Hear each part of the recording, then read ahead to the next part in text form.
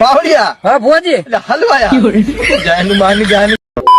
તો મિત્રો આપણે આવ્યા હતા સિહોર સાતમ આઠમમાં મેળો કરવા અને સિહોરમાં બહુ જ ટ્રાફિક હતું ને આ છે સિહોરની બજાર. પછી તો શું આપણે મેળો કરવા આવ્યા હતા અને આપણે કર્યા સિહોરમાં નવનાથના દર્શન ને દાદાએ મસ્ત મજાનો તિલક પણ કરી દીધો. क्या बात ये बात है.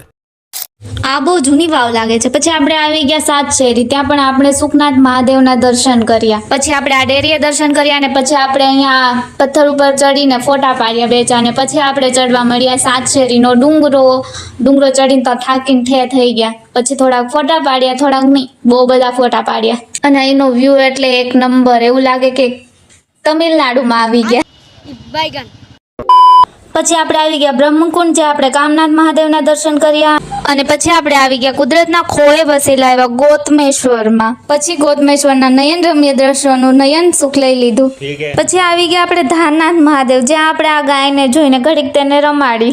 પછી તો સિંહોની હરિયાળી જોઈને આપણે આવી ગયા આપણા ભાવનગરમાં. વિડીયો ગમ્યો હોય તો ચેનલને સબસ્ક્રાઈબ કરજો. Bye bye, thank you for watching.